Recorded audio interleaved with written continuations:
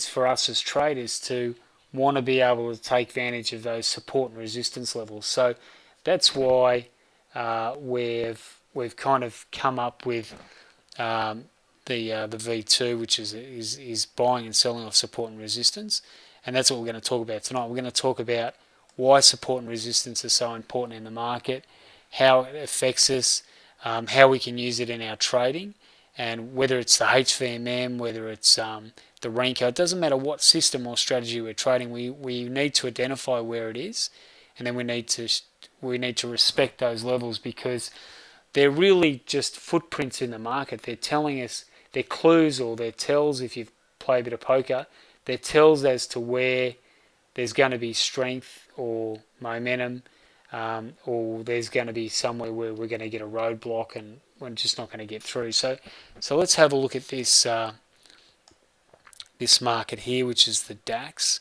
and we're going to look at these lines here, which are basically, and I'll just open this chart up a little bit so we see it a bit better. So let's move it up a bit, make it a bit bigger. Just don't want to look too visually challenged here. So this is what we've got. I'm going to describe the chart. Now, I want you to just tell me, if you can please, based on what you know, and I'm going to put on the, I'll just put on the better momentum. Okay, so let's have a look at that. Yeah, and we'll just add a couple of little things here. We want to just get a little bit better feel for what's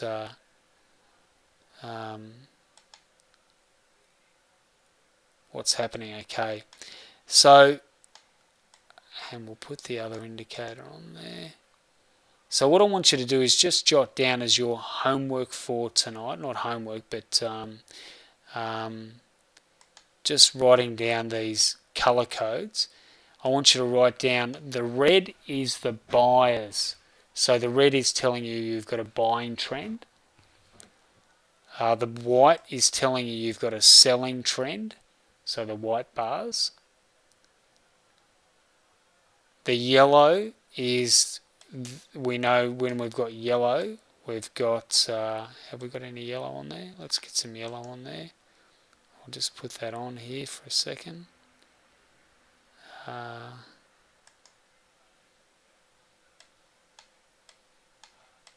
Okay, that doesn't want to come up. I'll try to get that on there.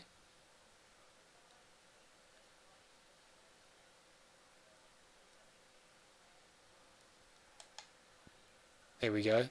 So the yellow bars are the amateurs and the blue are the professionals.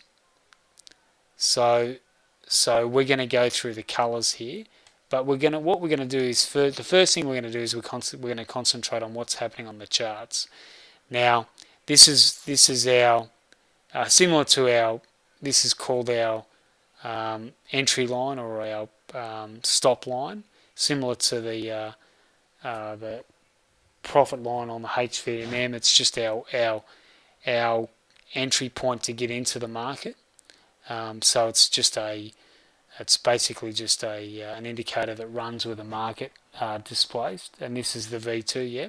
So what I'm doing is I'm going to do basic training, but I'm going to do it on the charts that we're going to eventually be, one day trading. So that way we can tie it in and it's got a relevance to it. Otherwise, if I just do basic training, it's always good to tie it back to the system we're trading. So as we go along, we're going to learn that we just need to keep that information about the colours of the bars, because typically what happens is when you look at a bar, when we're looking at a bar as far as trading, we've either got they're usually just a green bar. That's all. They don't have any. You don't have any colour to them. They're basically green. That's it. So this system just gives you a bit of a clue as to what's going on. But let's just forget about the colours for a second and we'll get back to the bars. So what I want you to do is just tell me what will constitute a bearish bar. So what are we looking for a bearish bar? So if we looked at this chart and we were saying, right, well, what do we need to see on the bars as they set up to see a bearish bar, and what do we need to see a bullish bar? So if you guys can just write in there what a bullish bar is and a bearish bar, and it's just one, it's basically based on the close. Remember, you've got the high, low, open, close, and the range. They're the 5 things that we look at, and the close is what tells us that what kind of a bar we've got. So if we've got a bullish bar, we need to see the close at what level, or at what do we need to see the bullish bar, and on a bearish bar, where does the close need to be? So if I can get you to so we'll do some pop quizzes tonight. I'll be firing these in, so hopefully you're all chomping at the bit to do a couple of little pop quizzes and you're ready to go. So anytime you want to jump on the keyboard, go for it. So this is just a bit of review. So because what we need to know is we need to know exactly who's in control as far as price, and the bars, even though they're very basic, fantastic. They're basic. They still give us a bit of information. So okay, so we've got our bars. Now the other key bit of information on here, which we haven't seen before. So we've got probably 3 key bits of information on here. We've got our bars, which tell us what's going on, whether price is moving up or down. So based on our previous look at support and resistance, and obviously the market moving up and down, you can see that obviously here there's more up bars here, so price is moving up. And likewise, if we get a bit of a downtrend, we see more bars closing bearish bars closing down, and we get a downtrend. So let's have a look at what we wanted to focus in on tonight, which was support and resistance. So one thing that this chart does show us is it shows us where this plots up on the chart support and resistance. So it